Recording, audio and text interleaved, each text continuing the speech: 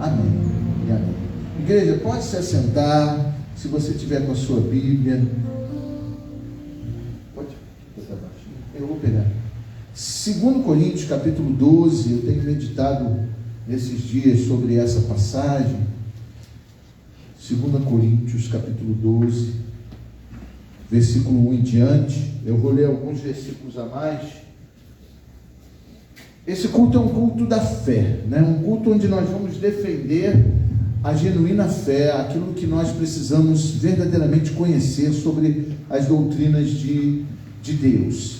Então, quando você vem às terças-feiras, ou quando você atende às terças-feiras, liga, né, a internet, atende ao chamado deste culto pela internet, você assiste do começo ao fim. Nós temos um momento de adoração, nós temos um momento em que você precisa estar verdadeiramente adorando, louvando, engrandecendo o nome do Senhor, e nós temos também um momento de estudo nas terças-feiras sobre a palavra de fé. Então eu queria que você lesse comigo uma passagem, 2 Coríntios capítulo 12, que diz assim: em verdade que não convém gloriar-me, mas passarei as visões e revelações do Senhor. Conheço um homem em Cristo, que há 14 anos, se no corpo, não sei, se fora do corpo, não sei, Deus o sabe, foi arrebatado até ao terceiro céu. E sei que o tal homem, se no corpo, se fora do corpo, não sei, Deus o sabe, foi arrebatado ao paraíso. Você pode repetir comigo? Foi arrebatado ao paraíso. De novo, foi arrebatado ao paraíso. E ouviu palavras inefáveis. Vamos repetir? E ouviu palavras inefáveis. Aleluia. De que ao homem não é lícito falar. Louvado seja Deus. De um assim me gloriarei eu, mas de mim mesmo não me gloriarei, senão nas minhas fraquezas. Porque se quiser gloriar-me, não serei nécio, porque direi a verdade, mas deixo isso para que ninguém cuide de mim mais do que em mim vê ou de mim ouve. E para que me não exaltasse pelas excelências das revelações, foi-me dado um espinho na carne, a saber, um mensageiro de Satanás, para me esbofetear, a fim de não me exaltar, acerca do qual 3 vezes orei ao Senhor, para que se desviasse de mim. E disse-me: a minha graça te basta, porque o meu poder se aperfeiçoa na fraqueza. De boa vontade, pois me gloriarei nas minhas fraquezas, para que em mim habite o poder de Cristo. Pelo que sinto prazer nas fraquezas, nas injúrias, nas necessidades, nas perseguições, nas angústias, por amor de Cristo, porque quando estou fraco, então sou forte. Amém, em nome de Jesus. Essa passagem, irmãos, é uma das passagens mais polêmicas, né, que nós encontramos acerca de estudiosos da Bíblia, quando se leva para o lado de uma questão sobre o espinho na carne de Paulo. Então, ali há estudos para todos os lados, há teorias, né, há afirmações para todas as escolas teológicas. E o que acontece? Um pregador, uma vez ensinando a trazer mensagens bíblicas, ele disse: olha, você não pode pregar coisas que você não, né, que são coisas difíceis de se entender, difíceis de se pregar. E ele deu um exemplo: você não vai pregar sobre o espinho da carne de Paulo, porque se você prega isso, você vai criar uma polêmica, porque ninguém sabe qual é o espinho na carne de Paulo. E eu concordo com ele. E talvez você pense: o Flávio vai pregar sobre o espinho na carne de Paulo. Eu falei: não vou pregar. Talvez ele vá pregar sobre o mensageiro de Satanás. Quem era esse mensageiro de Satanás que colocava o espinho na carne de Paulo? Talvez possa se pensar assim: não, eu não vou pregar sobre isso. O que eu quero falar para você hoje é algo que Paulo traz claramente. E é isso que nós precisamos entender. Não sobre questões teológicas, mas fatos reais. E sabe quais são os fatos reais? Os fatos reais são: conheço um homem em Cristo que há 14 anos, se no corpo não sei, se fora do corpo não sei, Deus o sabe, foi arrebatado ao terceiro céu. Existe um fato real nessa mensagem: o terceiro céu. O terceiro céu existe. O terceiro céu foi criado para um propósito exclusivo, para algo exclusivo. Em primeiro ponto, a gente precisa entender que o terceiro céu é o local da habitação do trono de Deus. E o terceiro céu não é só o local da habitação do trono de Deus. A gente precisa entender mais um pouquinho. Versículo 3: e eis que o tal homem, se no corpo, se fora do corpo, não sei, Deus o sabe, foi arrebatado ao paraíso. Irmãos, o fato é que existe o paraíso.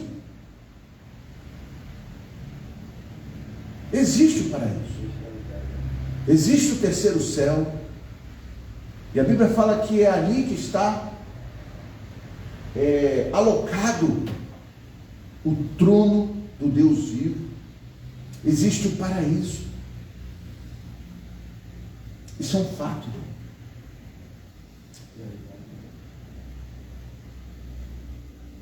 E ouviu palavras inefáveis.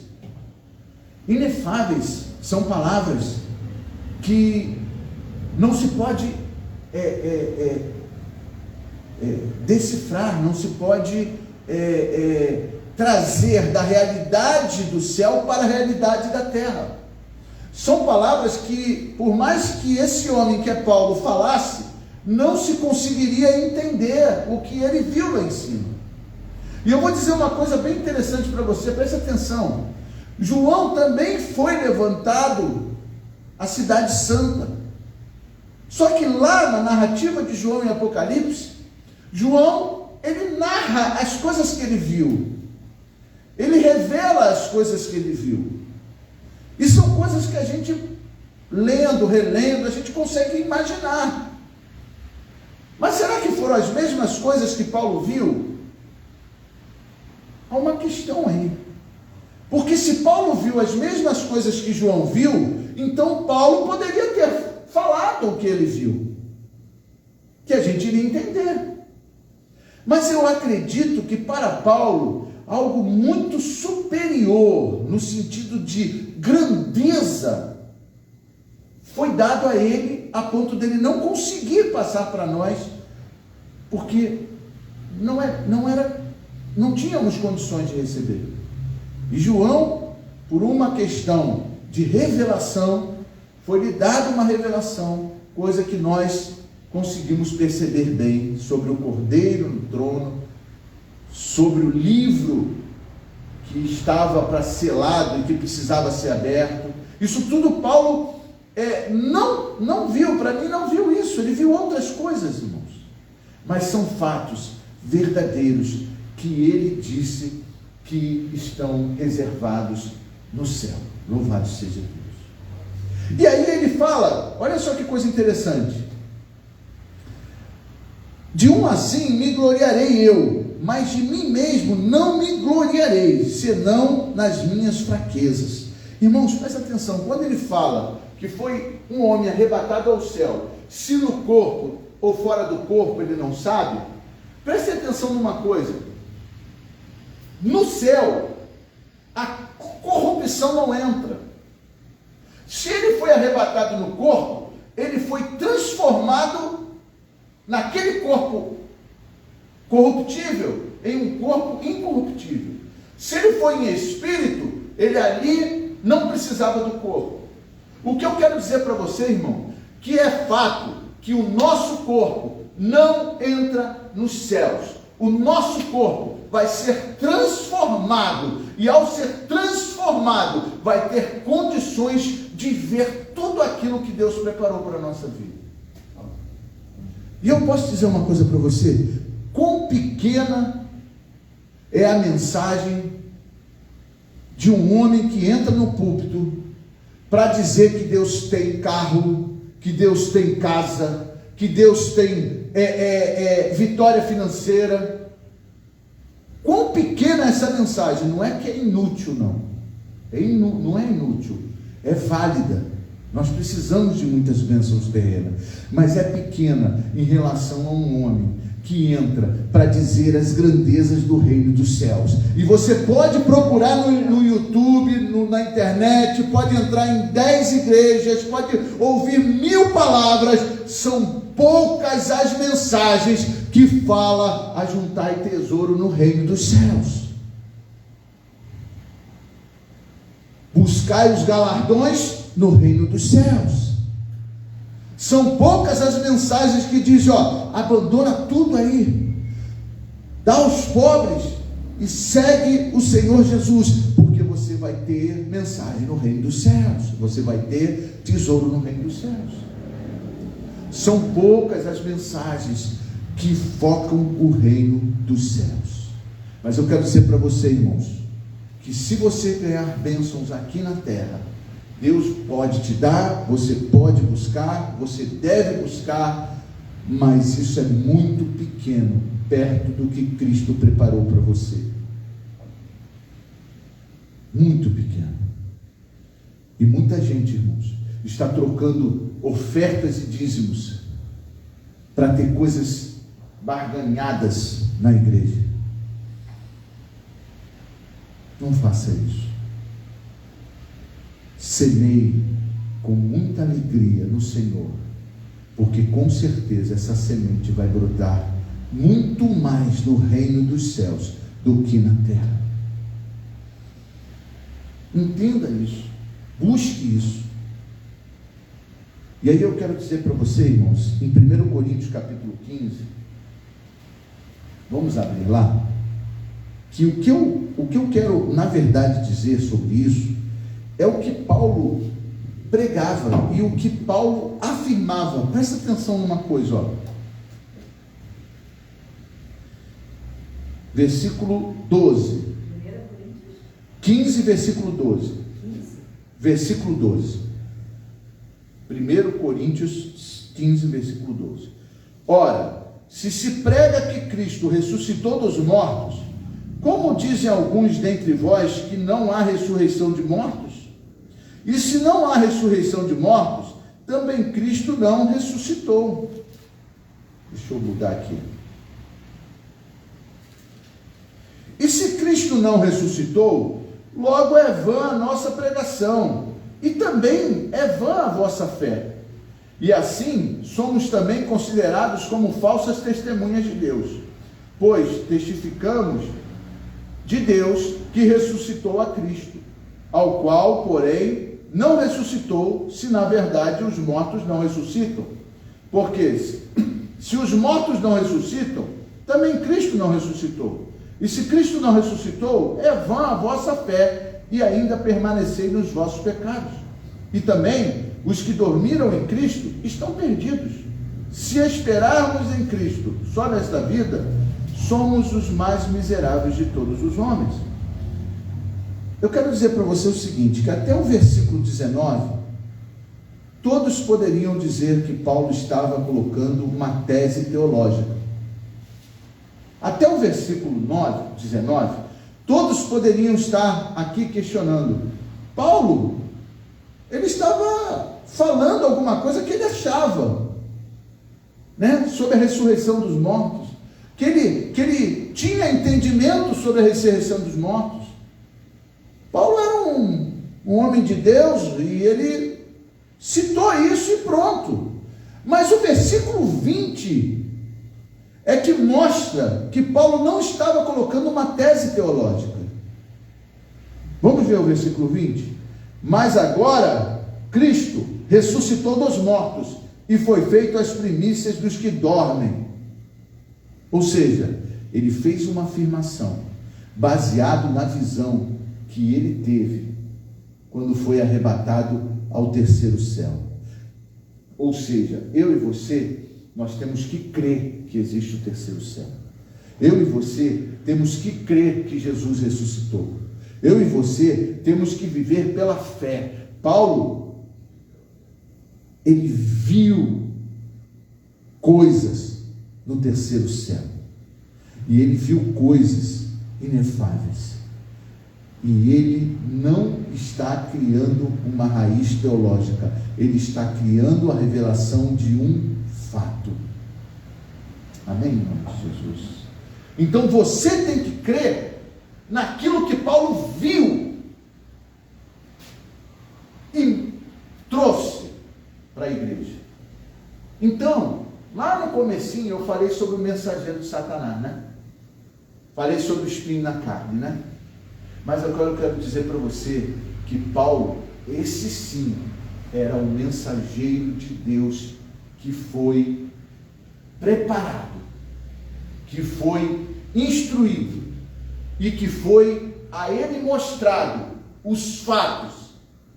Então Paulo, esse é o verdadeiro mensageiro de Deus que completa a mensagem com a visão, como João é um verdadeiro mensageiro de Deus que viu a cidade santa. Então a gente não precisa estar baseado em teologia humana.